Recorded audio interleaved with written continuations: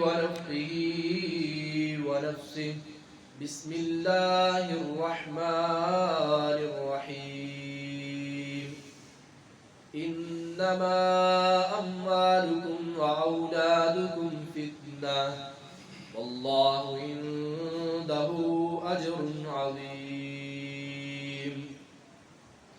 وقال ربنا عز وجل في مقام آخر فليحذر الذين يخالفون عن أمره أن تصيبهم فتنة أو يصيبهم عذاب أليم.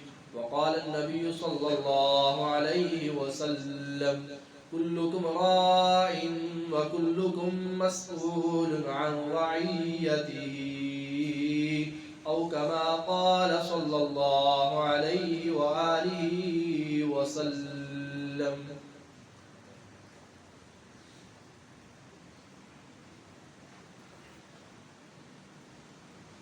ہر قسم کی تعریفات تسبیحات اللہ رب العالمین احکم الحاکمین کے لیے، اور درود و سلام حضرت محمد رسول اللہ صلی اللہ علیہ وآلہ وسلم کی معزز اور مقدس ذات گرامی کے اوپر. عزیز بھائیوں، پچھلے خطبہ جمعۃ المبارکہ کے اندر فتن کے حوالے سے کچھ چیز بیان کی گئی تھی کہ رسول اللہ صلی اللہ علیہ وآلہ وسلم نے صحابہ کرام کو فتن کے بارے میں آگاہ کیا اور ان کی ہولناکی جو ہے اس کے بارے میں آگاہ کیا.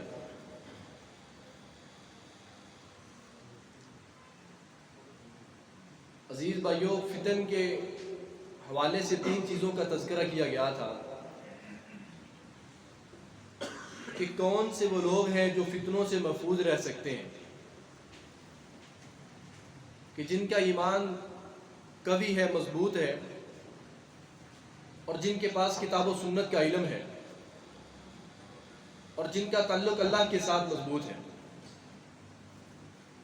اور کون سے لوگ ہیں جو فتنوں کا شکار ہو سکتے ہیں؟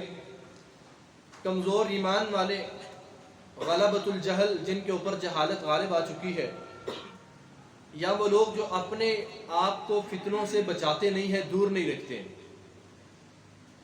تو فتن کا تذکرہ کرتے ہوئے اللہ تعالیٰ نے قرآن مجید سورہ تغابن کے اندر فرمایا ہے کہ انما اموالکم واولادکم فتنہ، کہ جو تمہارے مال ہیں اور جو تمہاری اولادیں ہیں یہ تمہارے لیے فتنے کا باعث ہے. واللہ عندہ اجر عظیم، اور اللہ کے ہاں اجر عظیم ہے. عزیز بھائیو، یہ جو اجر عظیم کا لفظ ہے یہ اللہ پاک نے قرآن مجید کے اندر کم جگہوں پہ جو ہے نا اس کو بیان کیا. اجر عظیم، مال اولاد ایسی چیز ہے جو تمہیں اللہ کے رستے سے روک بھی سکتی ہے، بلکہ روکنے کا سبب بنتی ہے اور ہمیشہ سے بنتی چلی آ رہی ہے. واللہ عندہ اجر عظیم، اور اللہ رب العالمین کے ہاں عظیم ترین اجر ہے اس کے لیے جو اپنے آپ کو ان فتنوں سے بچا لیتا ہے. اولاد ایک عظیم نعمت ہے، انمول نعمت ہے. انبیاء علیہ السلام نے اس کے لیے دعا کی ہے. سورہ مریم میں ہے، حضرت زکریا علیہ السلام نے دعا کی ہے. بیشتر انبیاء علیہ السلام نے اولاد کے لیے دعا کی ہے. مگر میرے عزیز بھائیو، یہ جو اولاد کی انمول نعمت ہے یہ انسان کے لیے فتنے کا باعث کب بنتی ہے، سبب کب بنتی ہے؟ علماء نے، مفسرین کرام نے 8 چیزیں بیان کی ہیں کہ جو ہماری اولاد ہے یہ ہمارے لیے فتنے کا سبب کب بنتی ہے. 8 چیزیں. پہلی چیز جس کے بارے میں نبی صلی اللہ علیہ وآلہ وسلم نے ارشاد فرمایا، سنن نبی داؤد کے اندر یہ واقعہ موجود ہے کہ نبی علیہ السلام خطبہ ارشاد فرما رہے ہیں، حسن و حسین رضی اللہ تعالیٰ عنہما دوڑتے ہوئے آ رہے ہیں، تو رسول اللہ صلی اللہ علیہ وآلہ وسلم خطبہ دیتے ہوئے ممبر سے نیچے اترے اور جا کر حسن و حسین کو اٹھایا اور واپس ممبر پر آئے اور ان کو ممبر پر بٹھا دیا اور پھر خطبے کو جو ہے نا شروع کر دیا۔ صحابی کہتے ہیں نبی علیہ السلام نے فرمایا کہ اللہ نے سچ کہا ہے، انما اموالکم و اولادکم فتنہ، کہ جو تمہارے اموال اور اولادیں ہیں یہ تمہارے لیے فتنے کا باعث ہے۔ صحابی کہتے ہیں اس کے بعد نبی صلی اللہ علیہ وسلم فرماتے ہیں الولد مبخلا، یہ جو انسان کی اولاد ہے یہ انسان کو بخل تک بھی لے آتی ہے، یہ بخل کا سبب بھی بنتی ہے۔ الولد مبخلا، یہ جو اولاد ہے یہ بخل کا بھی سبب بنتی ہے۔ انسان اللہ کے رستے میں اس کا دل کرتا ہے میں خرچ کروں، مگر شیطان کے بہکاوے میں آ جاتا ہے کہ تمہاری اولاد ہے، اگر تم نے یہ خرچ کر دیا یہ خرچ کر دیا یہ کدھر جائیں گے؟ تو اللہ تعالیٰ نے فرمایا نحن نرزقک، کہ آپ کو بھی رزق ہم دیتے ہیں اور ان کو بھی ہم دیتے ہیں۔ تو انسان جب بھی اللہ کے رستے میں خرچ کرنے لگے اور اس کے دل میں اسی طرح کی باتیں آتی رہیں کہ اولاد کا کیا بنے گا، اولاد کا کیا بنے گا، تو عزیز بھائیو ایسی جو اولاد ہے یہ ہمارے لیے فتنے کا باعث بن سکتی ہے کہ جب بھی ہم خرچ کرنے لگے ان کا ذہن میں خیال آ جائے، اور شیطان اس کا ٹارگٹ کیا ہے، الشیطان یعیدکم الفقر، کہ شیطان سب سے پہلے اگر کوئی تم سے وعدہ کرتا ہے جو تم کو خواہش دلاتا ہے وہ کیا ہے کہ کہیں تم فقیر نہ ہو جاؤ، اگر تم خرچ کرتے ہو تم تو فقیر ہو جاؤ۔ الولد مبخلا، نبی علیہ السلام فرماتے ہیں یہ جو اولاد ہے یہ انسان کو بخل تک لے جاتی ہے، اور آپ نے فرمایا الولد مجبنا، یہ جو اولاد ہے یہ انسان کو بزدل بنا دیتی ہے۔ اولاد انسان کو بزدل کیسے بناتی ہے؟ وقت ہے جہاد کا کہ انسان کو اللہ کے راستے میں نکلنا چاہیے،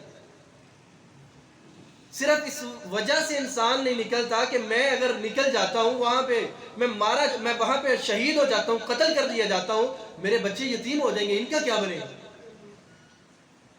آج لوگ اگر دین کے لیے تھوڑا سا وقت نکالنے لگتے ہیں جو سب سے پہلا سوال دماغ کے اندر آتا ہے وہ یہی آتا ہے کہ میں اگر اللہ کے راستے کی طرف چل پڑتا ہوں میرے بچوں کا کیا بنے گا؟ اللہ تعالیٰ نے یہ جو قرآن مجید میں آیت نازل کی ہے انما اموالکم و اولادکم فتنہ، اس کا شان نزول دو چیزیں ہیں۔ امام بغوی رحمہ اللہ روایت کو بیان کرتے ہیں کہ عطا بن نبی یسار رحمۃ اللہ علیہ وہ حدیث بیان کرتے ہیں، کہتے ہیں کہ نبی علیہ السلام کے صحابی ہیں عوف بن مالک الاشجعی، کہتے ہیں جب بھی جہاد کا وقت آتا، صحابہ کرام کے ساتھ جانے کا وقت آتا، تو ان کے جو بچے تھے وہ ان کے پاس آ کر رونا شروع کر دیتے اور آ کر کہتے الی من تدعون، آپ ہمیں کدھر چھوڑ کر جا رہے ہیں؟ ہمیں چھوڑ کر آپ کدھر جا رہے ہیں؟ ہم کس کے پاس جائیں گے؟ کس کے در پہ جائیں گے؟ ہمیں آپ یتیم چھوڑ کر جا رہے ہیں، آپ جہاد پہ جا رہے ہیں، آپ کو وہاں پہ شہادت مل جاتی ہے، آپ کو وہاں پہ قتل کر دیا جاتا ہے، ہمارا کیا بنے گا؟ الی من تدعون، تمہارے سوا ہمارا کون ہے؟ الی من تدعون، ہمیں کدھر چھوڑ کر جا رہے ہیں؟ فیارقو، حدیث میں آتا ہے کہ ان کا جو دل تھا وہ نرم پڑ جاتا، بچے آ کے روتے، کہتے کہ ہمیں کدھر چھوڑ کر جائیں، فیارقو، دل نرم پڑ جاتا، یہ بھی رونا شروع کر دیتے۔ فیقیم، صحابہ کرام قافلے چلتے رہے یا گھر میں بیٹھے رہے؟ حدیث کے الفاظ ہیں فیقیم، صحابہ چلے جاتے تھے، ان سے جایا نہ گیا، یہ رک گئے، بچوں کی وجہ سے رک گئے۔ تو اللہ تعالیٰ نے یہ پھر آیت نازل کی انما اموالکم و اولادکم فتنہ، کہ یہ جو تمہارے بچے ہیں، یہ جو تمہارے مال ہیں، یہ تمہارے لیے فتنے کا باعث ہے۔ تم اللہ کی رحمت کو اس درجے تک پا نہیں سکتے جو اللہ پاک نے تمہارے لیے لکھی ہوئی ہے۔ انہی بچوں کی وجہ سے عزیز بھائیو دیکھیں، ایک صحابی رسول ہیں، نبی علیہ السلام کے پیچھے نمازیں پڑھنے والے ہیں، ہر عمل کو اختیار کرنے والے ہیں، صرف ایک کمزوری ہے کہ جہاد سے پیچھے رہے ہیں۔ ہمارے پاس تو ہزاروں عذر ہیں، ان کے پاس عذر کیا ہے کہ چھوٹے بچے آتے ہیں اور آ کر ان کے پاس روتے ہیں اور کہتے ہیں الی من تدعون، ہمارا کون ہے تمہارے سوا؟ کہ اللہ رب العالمین کو نہیں پتا تھا کہ ان کے بچوں کا کیا بنے گا؟ تو تو نبی صلی اللہ علیہ وآلہ وسلم فرماتے ہیں الولد مجبنا، یہ جو اولاد ہے یہ انسان کو بزدل بھی بنا دیتی ہے۔ اور اسی قرآن مجید کی آیت کے اندر جو اس کا دوسرا شان نزول ہے، جامع ترمذی میں ہے، عبداللہ بن عباس رضی اللہ عنہما بیان کرتے ہیں کہ نبی صلی اللہ علیہ وسلم کو ہجرت کا حکم ملا۔ آپ نے مکہ سے ہجرت کی مدینہ کی طرف، آپ کے ساتھ آپ کے صحابہ کرام بھی تھے، اور کچھ لوگ، کچھ کلمہ پڑھنے والے، کچھ مسلمان وہیں پہ مقیم رہ گئے، وہیں پہ ٹھہرے رہے کہ جب وہ آنے لگتے تھے تو ان کی اولاد آڑے آ جاتی، وہ بھی یہی کہتے تھے کہ آپ وہاں پہ چلے جائیں گے ہمارا کیا بنے گا۔ تو مکہ فتح ہوتا ہے تو وہ لوگ آتے ہیں تو وہ دیکھتے ہیں مدینہ کے اندر کہ جو ہجرت کر کے پہلے صحابہ کرام آئے ہوئے تھے وہ نیکیوں کے اندر ہم سے بہت آگے نکل چکے ہیں۔ اللہ پاک نے قرآن مجید میں فرمایا کہ گھروں میں بیٹھنے والے، ہجرتیں کرنے والے، جہاد کرنے والے یہ کبھی برابر نہیں ہو سکتے۔ ایک مال کو لے کے آتا ہے، ایک جان کو لے کے آتا ہے، ایک اپنے آپ کو لے کر نبی علیہ السلام کے ساتھ نکلتا ہے، اور ایک کو اس کا جو ہے نا اس کی اولاد کا خوف ہے، اس کے گھر والوں کا خوف ہے۔ اللہ پاک نے فرمایا کیا یہ چیزیں برابر ہو سکتی ہیں؟ واللہ عندہ اجر عظیم، اجر عظیم تو وہ لوگ پا گئے ہیں جنہوں نے اولاد کی فکر نہیں کی، اولاد کی پرواہ نہیں کی دین کے معاملے میں۔ اور ہمارا مسئلہ یہی ہے کہ جب بھی دین کی بات آتی ہے ہمیں گھر کی فکر ہوتی ہے، جب بھی دین کی بات آتی ہے اولاد کی فکر ہوتی ہے۔ تو یہی رسول اللہ صلی اللہ علیہ وسلم نے ارشاد فرمایا کہ الولد مجبنا، الولد مجبنا، اور آپ نے فرمایا الولد مجہلا، یہ جو انسان کی اولاد ہے بس اوقات یہ جہالت کا سبب بھی بن جاتی ہے، آدمی کے لیے جہالت کا سبب بن جاتی ہے۔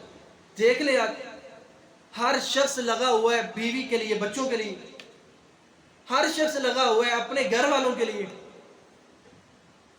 اتنی محنت ان کے لیے ہے کہ اس کے اوپر جہالت غالب آ چکی ہے۔ نبی علیہ السلام نے فرمایا کہ طالب العلم فریضۃ علی کل مسلم، کہ علم کو حاصل کرنا ہر مسلمان کے اوپر فرض ہے، کہ ہر مسلمان کو کم از کم اتنا علم آنا چاہیے کہ وہ 24 گھنٹے جو ہے وہ اللہ کی مرضی کے مطابق گزارے، اسے عبادات کا پتہ ہو، ایمانیات کا پتہ ہو، اخلاقیات کا پتہ ہو، اسے روزے کے بارے میں علم ہو، حج کے بارے میں علم ہو، عمرے کے بارے میں علم ہو، زکوٰۃ کے بارے میں علم ہو۔ اتنا جو علم ہے ہر مسلمان کو اس پر سیکھنا لازم ہے۔ الولد مجہلا، ایسے اولاد کے اندر کھبے ہیں، ایسے کھبے ہیں کہ اتنی فرصت نہیں ہے، اتنا ٹائم نہیں ہے کہ ہم دین کا علم حاصل کر لیں۔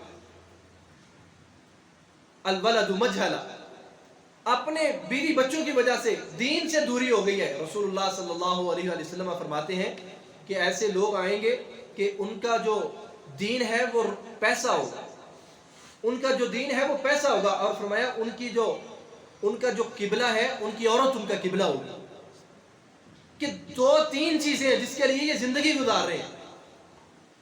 قرآن جاتا ہے چلا جائے، حدیث جاتی ہے چلی جائے، تعلیمات جاتی ہیں چلی جائے، سنت جاتی ہے چلی جائے، صحابہ کرام کے بارے میں پتہ نہیں ہے، عشرہ مبشرہ کا پتہ نہیں ہے، ہر چیز جاتی ہے چلی جائے۔ فرمایا ان روپیہ پیسہ جو ہے وہ ان کا ایمان ہے، روپیہ پیسہ ان کا ایمان ہوگا، اور ان کی جو عورت ہے ان کا قبلہ ہوگی۔ نبی علیہ السلام فرماتے ہیں ایسا جب وقت آئے گا، آپ نے اس کے بعد بھی کچھ چیزوں کا تذکرہ